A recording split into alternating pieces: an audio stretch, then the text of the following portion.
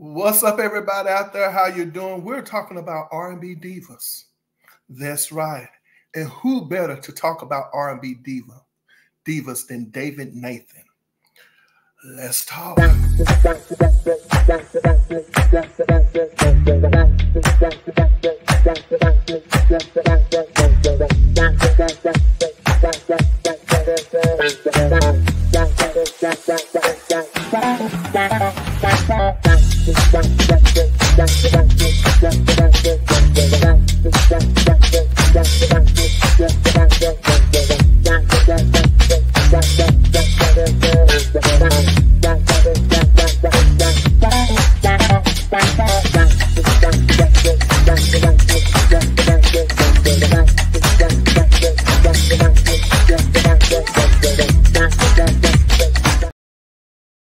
What's up, everybody out there? How you doing? Let's just jump right into it. Skip the regular smuggler.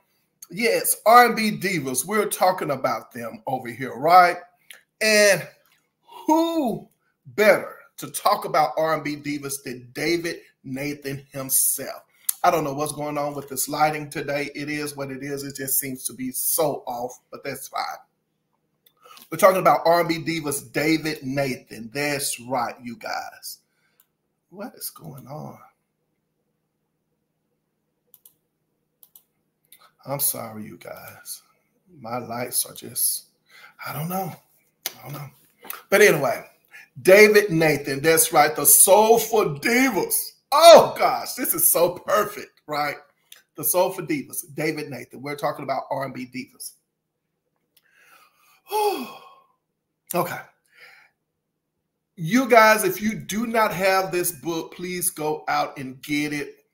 As I said with any of my books, no, he's not affiliated with me at all. Doesn't know, I don't know him. You don't know me, anything like that. It's just I'm covering R&B divas, and I'm also starting a book club. And his book should have been really the first book. I've been waiting on this book. I have, and it has finally arrived. I'm here to tell you, this book was going, people are selling this book for like $100. I kid you not. So anyway, just letting you know. So what I want to do, all right, I want to read the foreword by Luther Vandross, okay? It's only just one page. I want to read the foreword, all right? And that's it. Then I'm going to go in and I'm going to read this book. Oh my gosh, I need to calm down. So I'm going to read the foreword, all right? And let's talk, okay? Whew. The foreword was written by Luther Vandross, by the way, okay?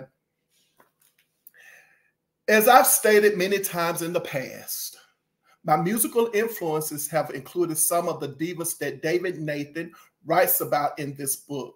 So its premise was something that interested me right away. What a rich legacy these women have given all of us. Oh, yes, they have. And I got much insight into each diva's personal traits through his memories and recollections. I was very curious to read about women I didn't know, like Nina Simone and the late Esther Phillips. And I read the chapter on the young divas, Whitney, Janet, and Toni, twice. Being friends with some of the subjects included here, I've gotten to see one side of the divas that maybe David hasn't seen. That said, I found this book fascinating. Okay. And I hope the divas themselves understand and know David's full intentions to tell the real stories, be they happy, sad, or otherwise. Thank you, ladies. Whew. I read most of the book while flying to do some concerts in South Africa. So I had plenty of time to be a voyeur and through David's invaluable memories and recollections to gain insight into the personality traits of each diva. I remember how I used to sit in school and wonder whether or not Dionne Warwick and Diana Ross were friends or whether Barbra Streisand and Aretha Franklin ever ate lunch together. Through David's objective approach, I gained insight into how many of the divas related to each other. And as the former president of the Patti LaBelle and the Bluebells fan club, sorry, I thought it was the Supremes. So it was the Patti LaBelle and Bluebells fan club. It was wonderful to read inside scoops about one of my favorite girl groups. I'm someone who tends to read very slowly so as not to miss any nuance or inflection. And there were so many things that I found fascinating as I turned these pages. For instance, I never knew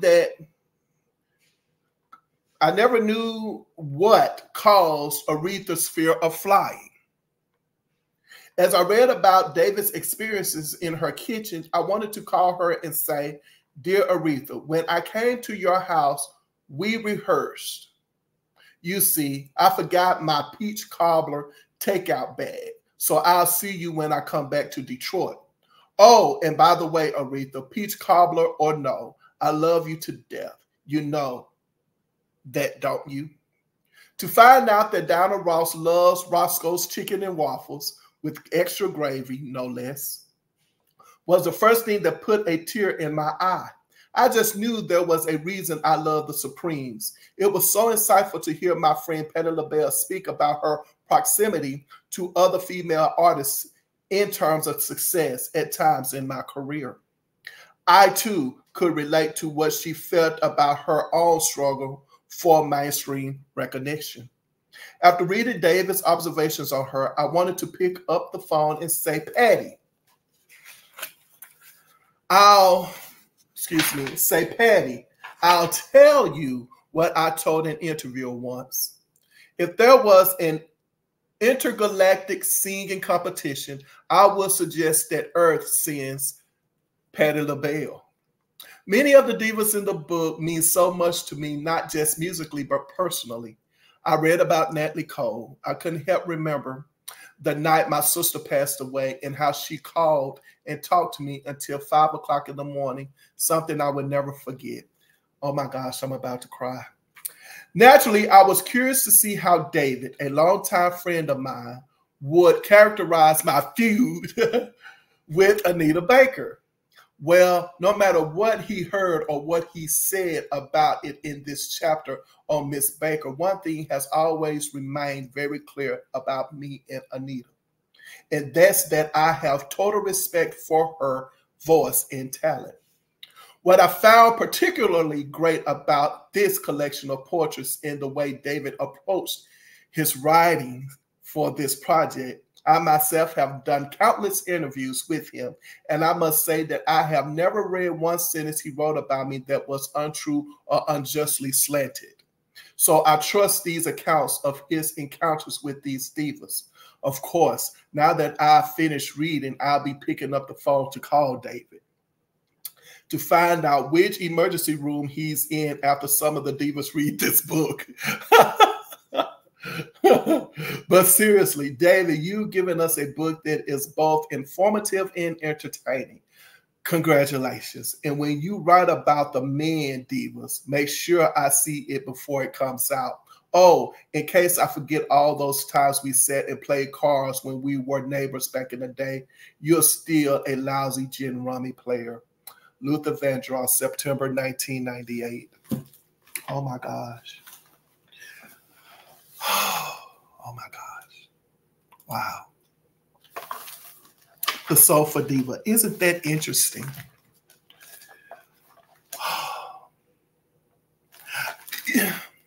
You know, I go back thinking about this to my experience with R&B divas or divas, period.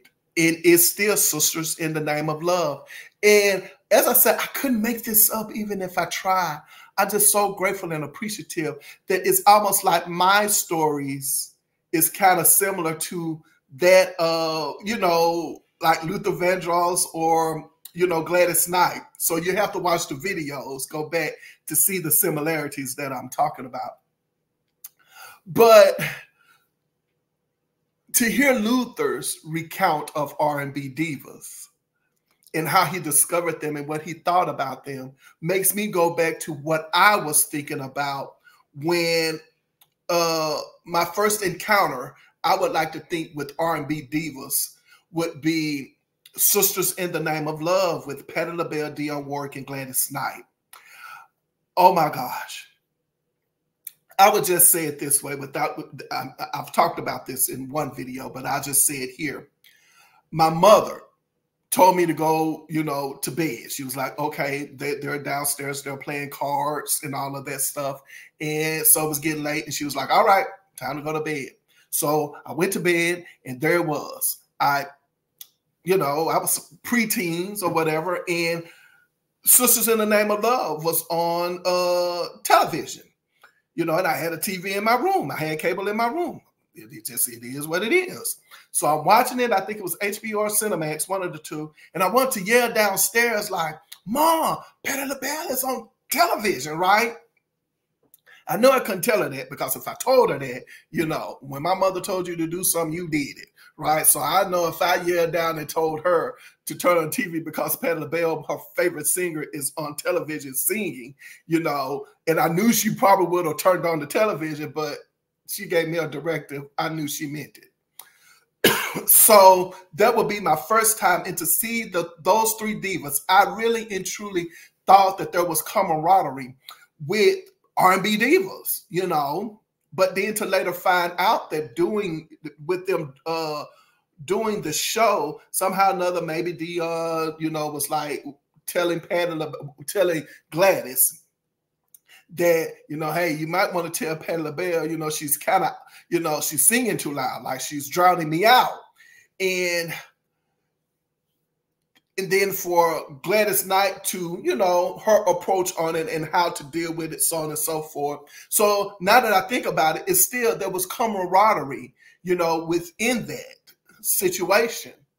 Woo. So that would be my first time, and to see them sitting at the table, and this is what I remember most, seeing them sitting at the table talking about it. And I'm young, so I'm not quite sure what they were saying at the time, but I know that the conversations were very personable, and talking about, the things that they're dealing with in the business, so on and so forth. But moving on from that. But my next encounter with R&B divas would be the Pointer Sisters. I'm here to tell you that I'm so excited video. I was like, these ladies are having fun. Like Patti LaBelle, Gladys Knight, and Dionne Warwick, they have like this sisterhood going on thing.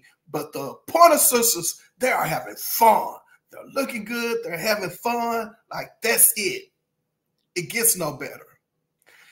And then in the late 1980s, I come across A'ngela Winbush. I drove my family crazy with that lady. I'm here to tell you, like, my family, still today, everybody who knows me know A'ngela Winbush, that's it.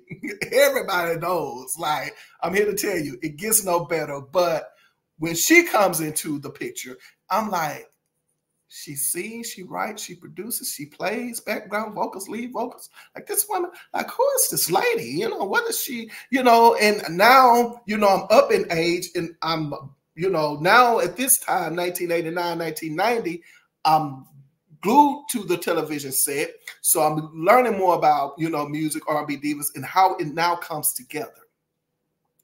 So to see all of that, and to hear Luther's accounts, about it. I don't know.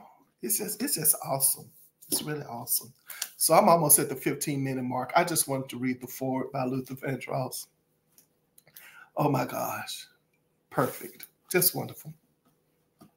Awesome. I'm going to stop right there.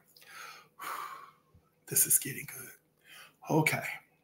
So if you've reached this part in my commentary, then I think it's very appropriate for me to say, hey, hang out with me. Hit the subscribe button, hit the like button, hit the share button, leave a comment, all of that.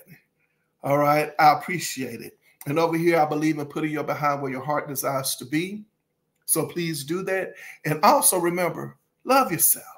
Love yourself. It's very important. I hope you love yourself.